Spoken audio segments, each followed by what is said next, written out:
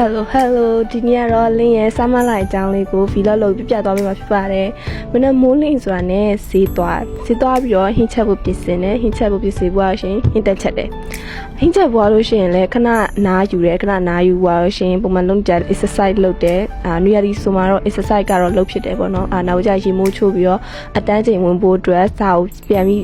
review ပြန်လုပ်တယ်ပေါ့နော်review ပြန်လုပ်ပွားလို့ရှိရင်တော့ကိုယ့်ရဲ့ပုံမှန် online class တက်နေကြအတန်းကိုတက်ကြတယ်တက်ဖို့ကတော့ဒါကတော့ Monday to Friday လောက်ကြပါပေါ့နော်အားလည်းရက်တီးဆိုလို့ရှိရင်ယူကန်သွားတာဒါမှမဟုတ်မိသားစုနဲ့အပြင်သွားတာတွေပဲလုပ်ဖြစ်တယ်အဲ့မှာမကြိုင်လာပါတော့မှကျမတို့ရဲ့ပဲများလို့ကျမရဲ့အကိုပဲဖြစ်ပါတယ်နောက်ပြီးနာသူတငယ်ချင်းပေါ့နော်နောက်ကြိုင်ကျမတို့ရဲ့အပြူကြီးကျမတို့ရဲ့အမေပဲဖြစ်ပါတယ်နောက်ကြရှင်တော့အငယ်ဆုံးလေးလည်းပါတယ်ပေါ့နော်အဲ့ဖျားဖူးသွားတော့အငယ်ဆုံးလေးရသူပို့ချုံရပေါ့စပါတယ်TV လို့လေးရဆိုလို့ရှိရင်တော့လင်းရဲ့ Open Your Wall ဆိုတဲ့ title နဲ့လုပ်ထားတဲ့ video ရွေးဖြစ်ပါတယ်တတအားလုံးပဲ